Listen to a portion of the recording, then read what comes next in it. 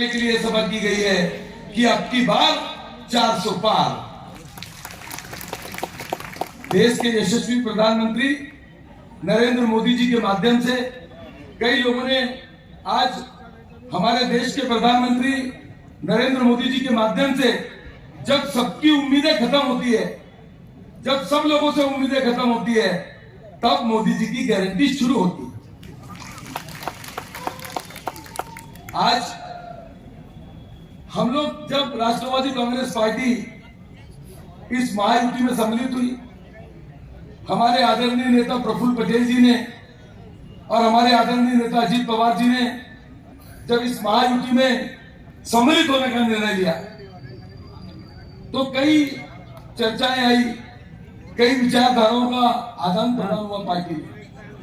Party के प्रत्येक व्यक्ति से पूछा गया, तो हम क्यों जा रहे हैं, हम महायुति में क्यों जाना चाहते हैं।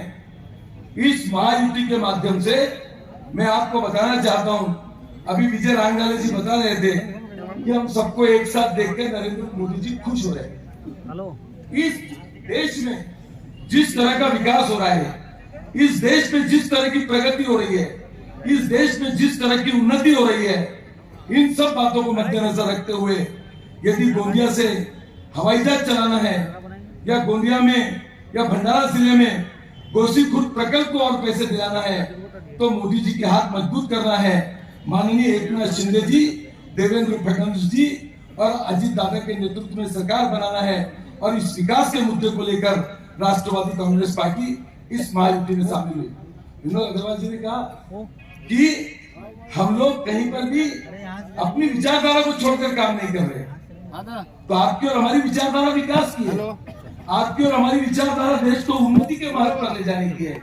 और नरेंद्र मोदी जी ने, इस देश के यशस्वी प्रधानमंत्री माननीय नरेंद्र मोदी जी ने केवल देश में नहीं, जब G20 का सम्मेलन हुआ और G20 के सम्मेलन में पूरी दुनिया के लोग आए, और पूरी दुनिया के लोगों ने जब भारत देश की इस तिरंगे की शान को ऊंचा किया और पूरी दुनिया में भारत का नाम गौरव से आगे गया, तो इसका भी कारण देश के यशस्वी प्रधानमंत्री नरेंद्र मोदी जी। आज किसने सोचा इस देश के बारे में, आज इस भारत देश की उन्नति के बारे में, इस भारत देश की प्रगति के बारे में? कोई भी समाज हो, कोई भी। आज हम रोज पिछले 1 महीने से जिस सभा में जाते हैं, आज सुबह में नागपुर की महायुति की सभा में था, कल एक बहुत बड़े कार्यक्रम में था, अभी 22 तारीख को जब भगवान राम की अयोध्या में प्रतिष्ठा होगी, तो जब सुप्रीम कोर्ट का आदेश आया, और सुप्रीम कोर्ट का आदेश आने के बाद भगवान के भव्य मंदिर का निर्माण शुरू हुआ। अब भगवान का मंदिर पूर्णता की ओर है, और 22 तारीख को उसकी प्रतिष्ठा होना है। तो इस प्रतिष्ठा में कश्मीर से कन्याकुमारी तक अगर आप देखेंगे तो एक जैसा माहौल है। हर व्यक्ति के मन में किसी भी, कहीं कोई दंगा हुआ, कहीं कोई फसाद हुआ, कहीं कोई टीका टिप्पणी हुई, प्रत्येक व्यक्ति के मन में है कि रामलला पूरी आन बान शान के साथ 22 तारीख को अयोध्या में प्रतिष्ठित होना चाहिए, और इसी भावना के साथ पूरे देश में काम हो रहा है।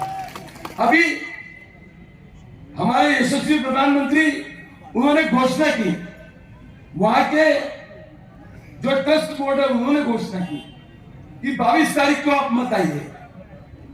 22 तारीख को प्रत्येक इस गांव के, इस देश के प्रत्येक नागरिक की इच्छा में अयोध्या जाऊं, राम मंदिर के दर्शन करूं, यह भावना सबके मन में है। लेकिन माननीय प्रधानमंत्री मोदी जी और ट्रस्ट के लोगों ने कहा कि 22 को मत आओ, तो सबने एक विचार बनाया, सबके मन में एक विचार आया कि मेरे मोहल्ले का भी अगर मंदिर है, मेरे गांव का भी मंदिर है। और उस पर मोदी जी ने क्या कहा कि आप अपने मंदिर को उस दिन स्वच्छ करिए, अपने मंदिर को सफाई करिए, अपने मंदिर में दिवाली जैसे, अपने परिसर के मंदिर में दिवाली जैसी रोशनाई करिए, वहां रांगोली पाइए, दिया जलाइए। ये देश की भावना को उन्होंने जागृत किया, और प्रत्येक गांव में, हर मंदिर में इसी प्रकार की भावना के साथ कार्यक्रम होने वाला है। चाहे कोई भी पक्ष का आदमी हो, कोई धर्म का आदमी हो, उसके मन में एक ही बात है, जय जय श्री राम, जय जय श्री राम। आज हमारे देश के प्रधानमंत्री ने जिन योजनाओं को, हमारे देश के प्रधानमंत्री ने इस भारत की उन्नति और प्रगति के लिए प्रत्येक वर्ग के, प्रत्येक समाज के, प्रत्येक व्यक्ति के लिए एक योजना लाई।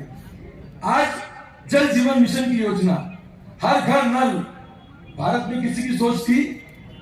हर घर नल जल जीवन मिशन के माध्यम से पूरे देश में जल जीवन मिशन पर काम चल रहा है। जिन गरीबों को, जिन लोगों को इलाज की तकलीफ थी, जिनको परेशानी थी, उनके लिए आयुष्मान भारत जैसी योजना को, आयुष्मान भारत का कार्ड बनाने की योजना को इस देश में लागू किया गया।